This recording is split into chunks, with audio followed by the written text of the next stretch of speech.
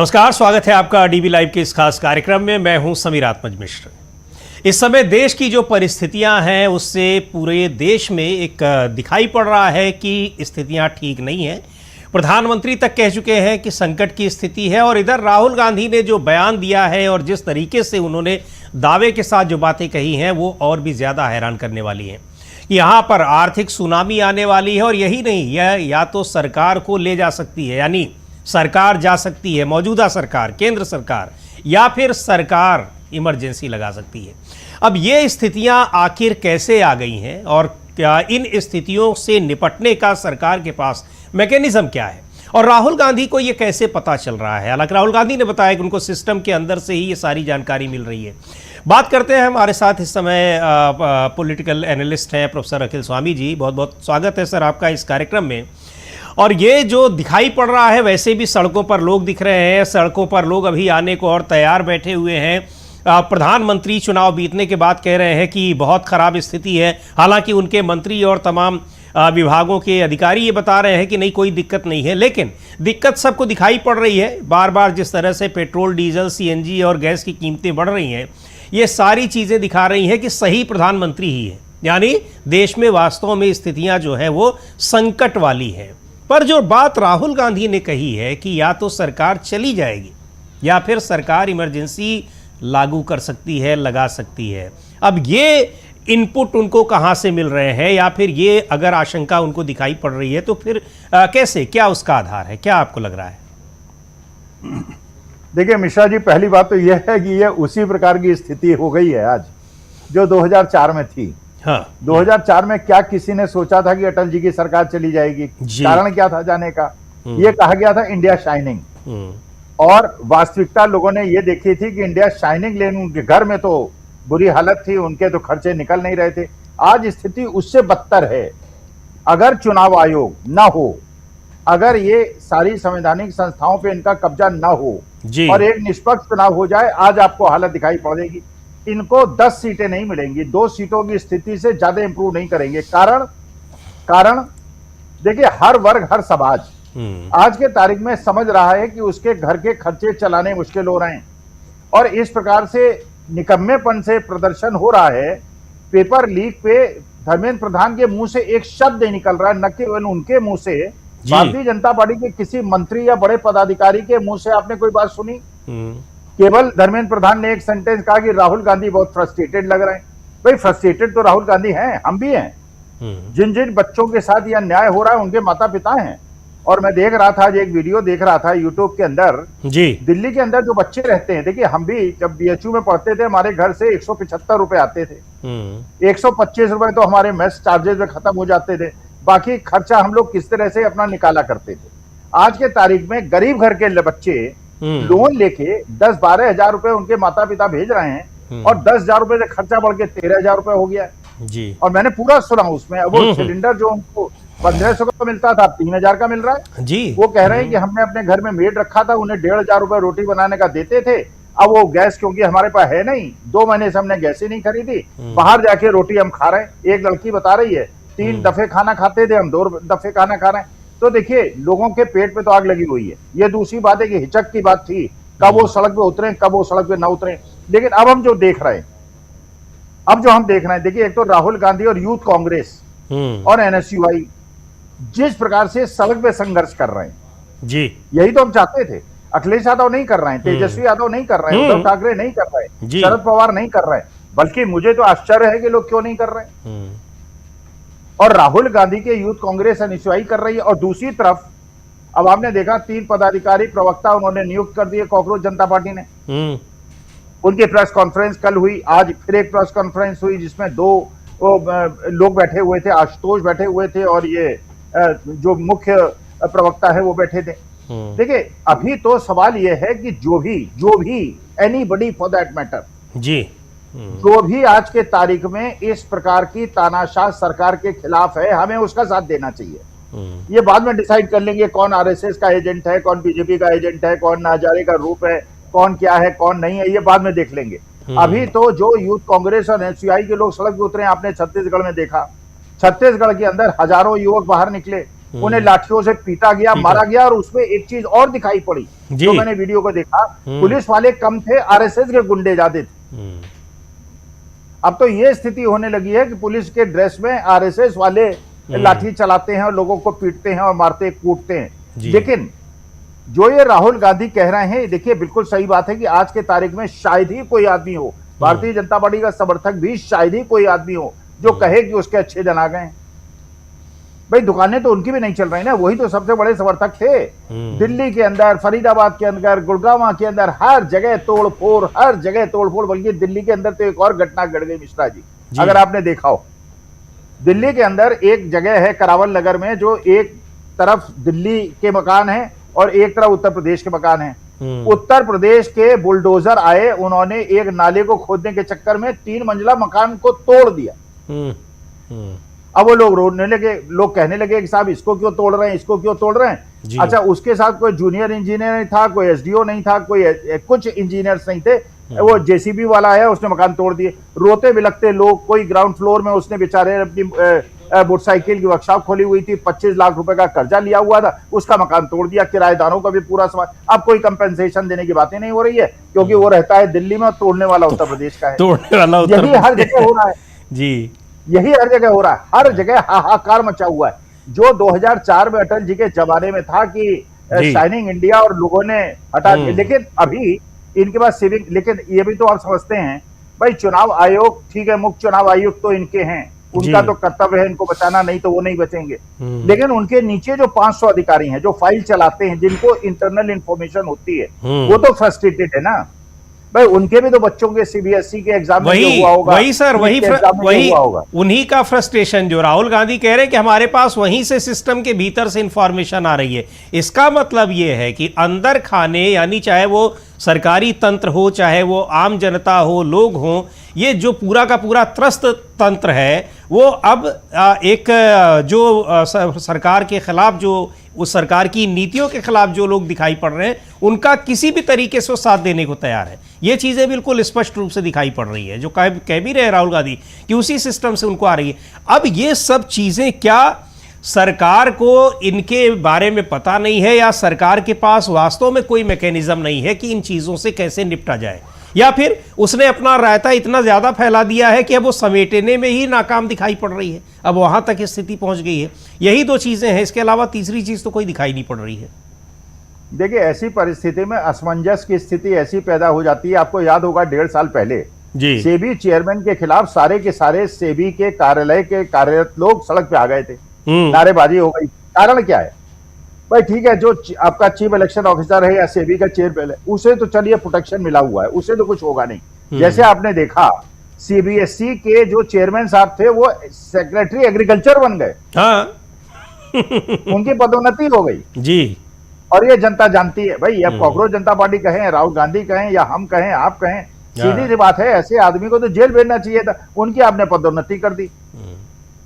तो जनता देखिए त्रस्त है, हर आदमी, क्योंकि देखिए बाकी चीजें ठीक हैं, गाय है गाय हमारी माता है, दूध इसी का पीते हैं, इसके बछड़े के बल पे हम भारतवासी जीते हैं, गोबर गौमूत्र ये सब बातें सही हैं, हिंदू मुसलमान भी थोड़ी बहुत चल जाएगा। देखिए, जब अपने घर का खर्चा न चले जी, तुम्हारे बच्चे बिलखते हुए दिखाई पड़े, पत्नी जो है ताना देती हुई दिखाई पड़े कि आज दाल खत्म हो गई, आज चीनी खत्म हो गई, और घर के अंदर खाना बनाने के लिए पैसा नहीं है, और उसके बाद आपका मकान तोड़ दिया जाए। जहां कहा गया था कि जहां झुग्गी वहां मकान तोड़ के आपने, और ये भी आज अखिलेश यादव ने कम से कम एक अच्छा काम किया। इलाहाबाद के अंदर जो 3 कोचिंग सेंटर बंद किए गए हैं जी, तो समाजवादी पार्टी के विधायक और नगर अध्यक्ष जो हैं, वो इलाहाबाद डेवलपमेंट अथॉरिटी के दफ्तर चले गए। उन्होंने कहा ये जो फायर सिस्टम है आपका, ये सारे जितने फायर ये अलार्म सिस्टम रखे हुए हैं, सब आउटडेटेड हैं, सब ऑब्सोलीट, और हम इसकी जांच कराइए। और अरे आज दिल्ली के अंदर जो आग लगी है कल मिश्रा जी मालवीय नगर के अंदर, वहां पे दृश्य दिखाया गया, पूरी सड़क के अंदर 70 होटल हैं, और 70 होटल में एक ही सीढ़ी है ऊपर जाने की और नीचे जाने की। आग लग गई, लोग भाग नहीं पाए।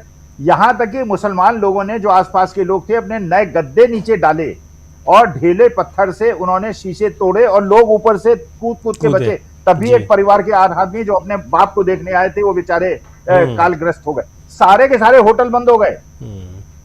ये बताइए, ये होटल चल रहे हैं बिना, और कैसे उन्हें अग्निशमक विभाग का उन्हें वो मिला, अनुमति मिली, कैसे होटल वो अप्रूव हो गए? एक ही सीढ़ी, और सारे होटलों ने अपने बोर्ड हटा दिए हैं और ताले लगा के बंद कर दिए हैं होटल, और लोग मर गए बेचारे। अच्छा, बचाने वालों में अगर 5 हिंदू हैं तो 7 मुसलमान हैं, लेकिन हिंदू मुसलमान का नैरेटिव नहीं है, मेरे ख्याल से नहीं है। हिंदू भी इन्हें वोट नहीं दे रहे हैं, लेकिन चुनाव आयोग है, SIR है, सेंट्रल रिजर्व पुलिस है, काउंटिंग है, पोलिंग है, वो एक्सेस पोलिंग है, दुनिया 35 सेकंड में एक वोट डालने की प्रक्रिया इन्होंने चालू कर दी है।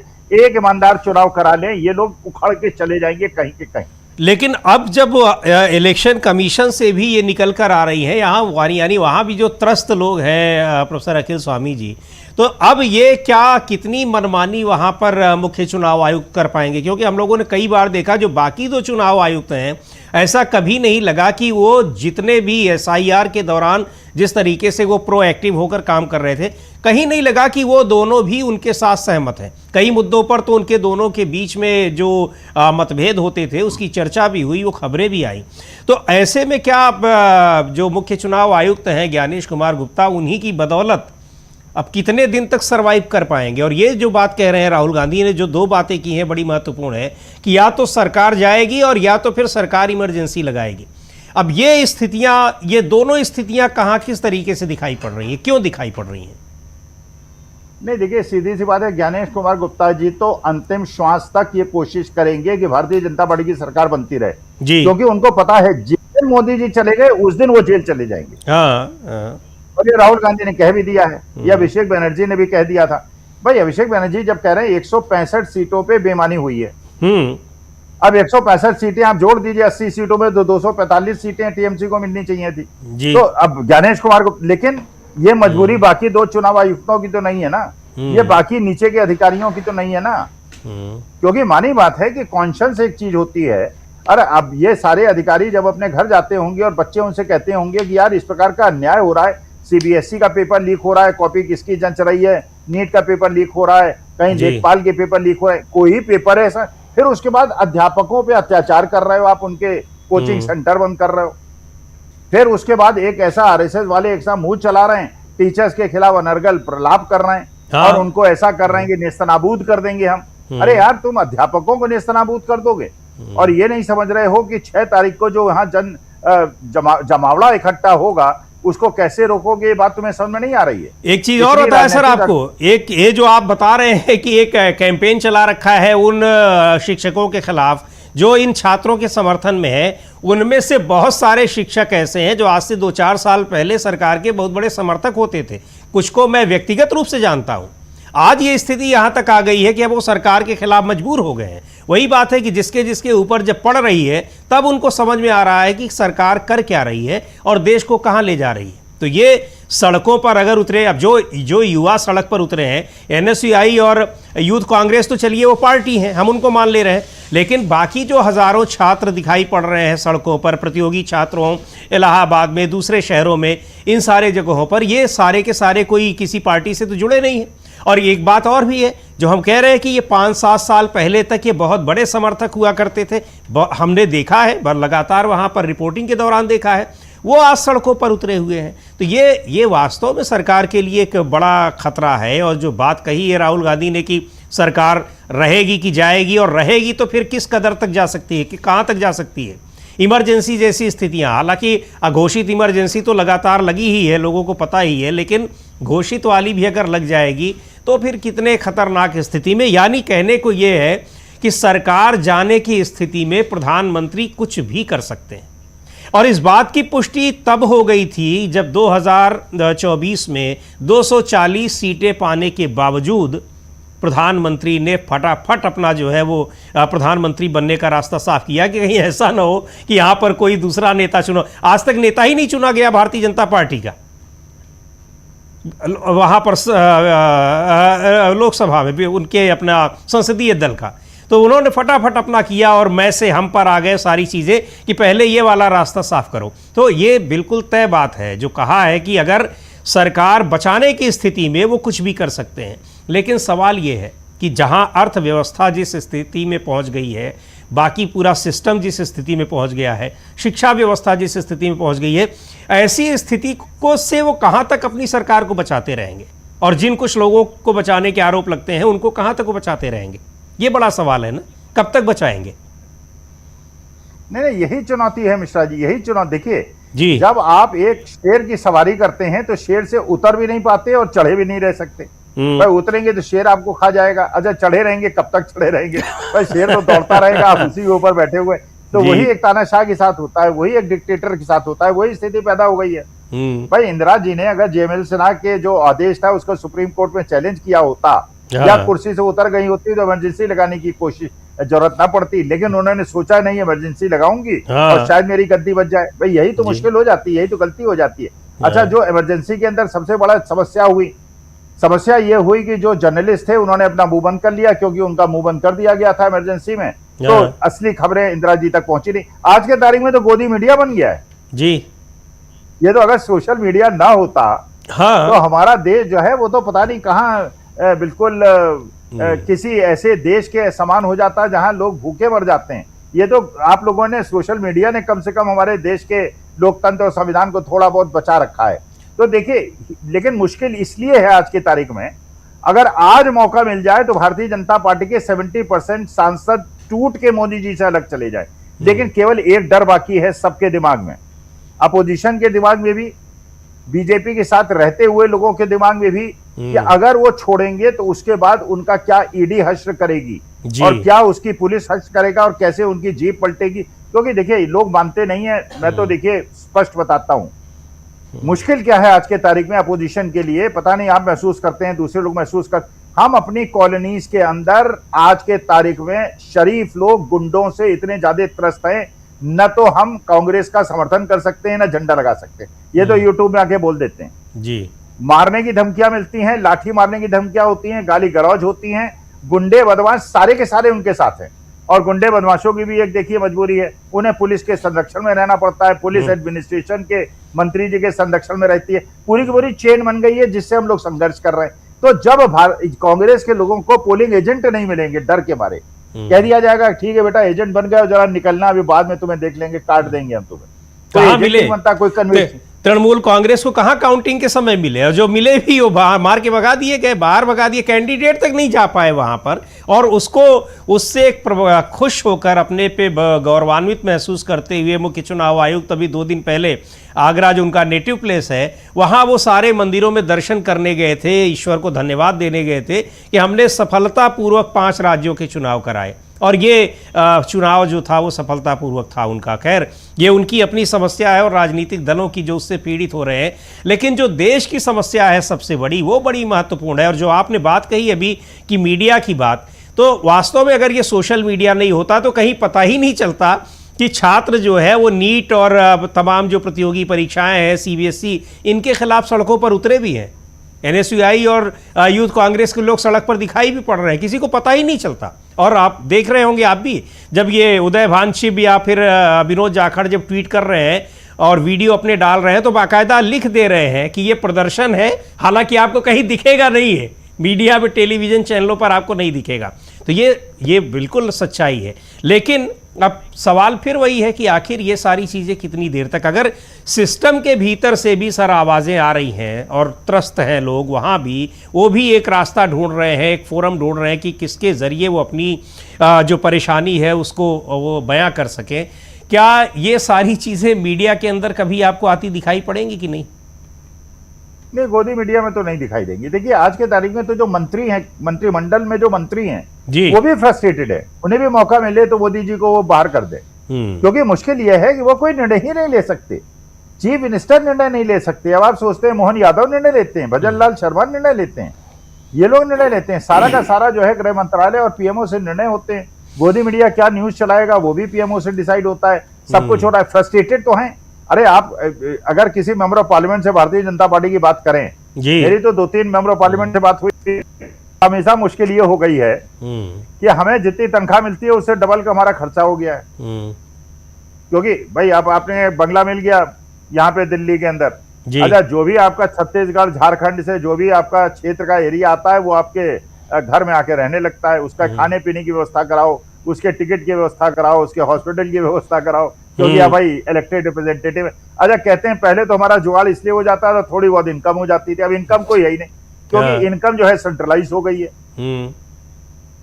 तो सारी की सारी इनकम तो दो आदमियों के जेब में जा रही है जी। अब ये बताइए, अनिल अग्रवाल साहब पे वेदांता ग्रुप पे वो हो गया है भाई, वेदांता ग्रुप में तो बहुत सारा पीएम केयर फंड में और चुनावी बॉन्ड में पैसा दिया है। अब अग्रवाल साहब को समझ में आया ना, वैश्य होने से, बनिया होने से फायदा नहीं होगा। महाराज, अगर आपने अडानी जी को चैलेंज कर दिया तो बड़ा नुकसान होगा। हाँ, और कुछ भी करिए आप, वहां मत आंख दिखाइए, वहां आप जाने की हिम्मत मत जुटाइए। और अगर आप, अच्छा, एक तो आपको टेंडर नहीं मिला, दूसरे आप सुप्रीम कोर्ट भी चले गए, तो ये एक चुनौती देते हुए एक बागी तेवर उन्होंने दिखाए, तो फिर उनको शायद भूल गए होंगे कि हमारे यहाँ भी ईडी सीबीआई आ सकती है।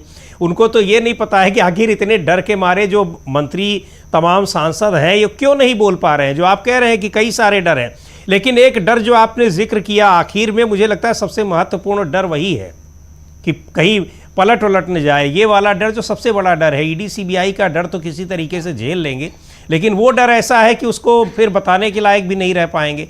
पर ये इन सारी परिस्थितियों के बीच अब ये जो अब हम लोग देख रहे हैं कि एक सरकार भी कहीं ना कहीं दबाव में तो दिखाई पड़ रही है, हालांकि उसका कोई बहुत परिणाम नहीं निकल रहा है। सीबीएसई के 2 अफसरों को आप ट्रांसफ़र कर दे रहे हैं, उससे सीबीएसई में जो धांधली हुई है उस पर पर्दा भी नहीं डाल पाए ठीक से, और उसमें उस धांधली को दूर क्या करेंगे। लेकिन अब सवाल यह है कि देश की जनता इस तरह की धांधली को अपनी आंखों के सामने होते हुए कब तक देखती रहेगी? नहीं, देखिए, जनता के तो सब्र का बांध, लेकिन जो मैंने पहले भी आपके डिबेट में कहा था, देखिए समस्या क्या होती है बच्चों के सामने और बच्चों के माता पिता के सामने। बच्चे तो बहुत ज्यादा प्रोटेक्शनिस्ट होते हैं, अपने प्रोटेक्शन देना चाहते हैं अपने बच्चों को। वो देख रहे हैं एक तरफ तो उनके पेपर लीक हो रहे हैं, नौकरियां उनको मिल नहीं रही, नौकरियां उनकी छूट रही हैं, लेकिन दूसरी तरफ एक बहुत बड़ा खतरा ये भी है जी, जब एक ऐसी सरकार हो जो तानाशाही में बिलीव करती हो, डेमोक्रेसी में न बिलीव करती हो, और बच्चे का कैरियर खराब कर दे। वही एक छोटी सी रेखा है जिसके अंदर माँ बाप और बच्चे बेचारे परेशान है। हमारे सामने तो ये समस्या आई थी जब 74-76 में एमबीए कर रहा था इलाहाबाद यूनिवर्सिटी से, हमारे सामने भी ये प्रश्न आया था कि एक बार एफआईआर हो गई, जेल चले गए तो भैया तुम्हारा कैरियर तो बर्बाद हो जाएगा, कहीं नौकरी वोकरी तो मिलेगी नहीं। लेकिन चलिए, भगवान की कृपा रही कि ऐसी स्थिति नहीं आई। लेकिन डर तो होता है ना कि एक बार पुलिस, अब ये बच्चों की फोटो खींच रहे हैं आजकल पुलिस वाले, वीडियो ड्रोन से उनकी वीडियोग्राफी कर रहे हैं, फिर उनके यहाँ सम्मन भेज देंगे, फिर उनमें फर्जी मुकदमे लगा देंगे।